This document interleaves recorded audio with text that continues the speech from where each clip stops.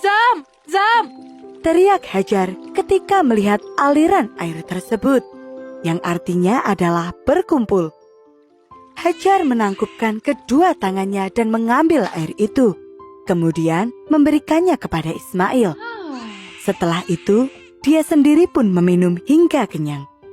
Mata air itu terus-menerus mengalir tanpa henti. Dari tahun ke tahun dan dalam cuaca yang sangat panas sekalipun, air itu tidak pernah berkurang. Cobaan untuk Hajar seolah datang silih berganti. Suatu hari, semua bahan makanan telah habis dan Ismail kecil sudah kelaparan.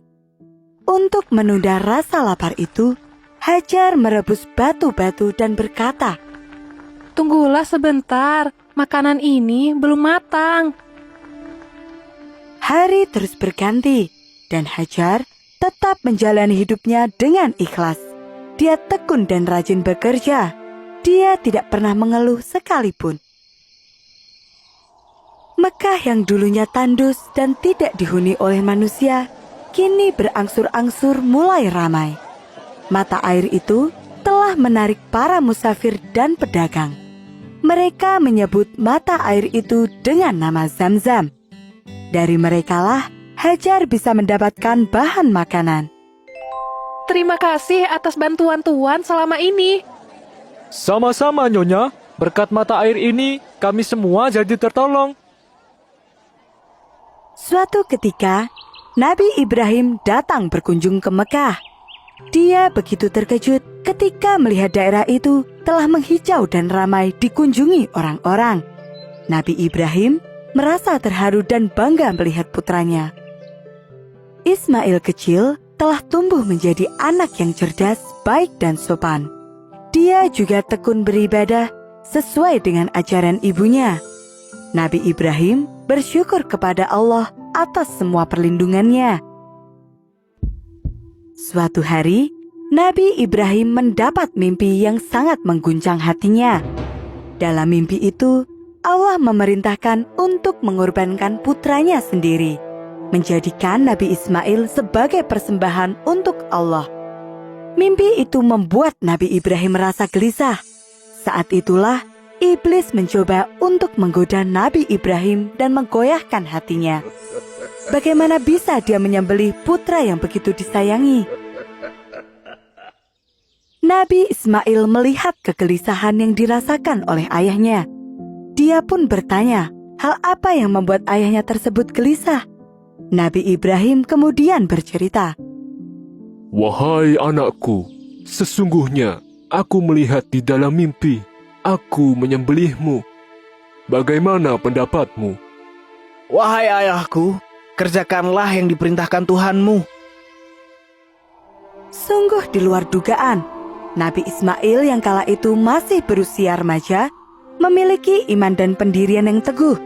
Dia menguatkan hati ayahnya dan meyakinkannya bahwa inilah perintah Allah dan harus dilaksanakan.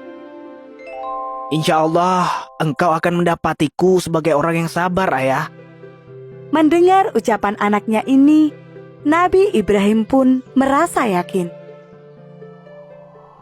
Sebelum hari pelaksanaan, Nabi Ismail memiliki 3 permintaan, yaitu 1. Mengencangkan tali yang mengikatnya, agar saat disembelih dia tidak meronta dan membuat ayahnya iba. 2. Mengasah pisau dengan tajam, supaya proses berjalan dengan cepat dan mengurangi rasa sakit. 3. Menitipkan baju yang dipakainya untuk sang ibu. Setelah itu, Nabi Ismail pun diikat dan bersiap untuk disembelih. Nabi Ismail berbaring tertelungkup di tanah. Kemudian, Nabi Ibrahim mengangkat pisaunya dan bersiap untuk melaksanakan perintah Allah. Tidak ada keraguan sedikit pun di hati keduanya. Saat itulah, Allah berfirman untuk mengganti Nabi Ismail dengan seekor domba. Subhanallah. Peristiwa inilah yang menjadi awal mula ibadah kurban. Hari di mana umat manusia mempersembahkan hewan terbaik. Inilah kisah Nabi Ibrahim yang begitu taat menjalankan perintah Allah dan putranya Nabi Ismail yang begitu tegar dan ikhlas. Setelah peristiwa itu, Nabi Ismail semakin tekun dalam beribadah. Dia belajar dengan sungguh-sungguh dan selalu mengamalkan semua yang diajarkan oleh Nabi Ibrahim. Kelak, dia akan diangkat menjadi nabi utusan Allah.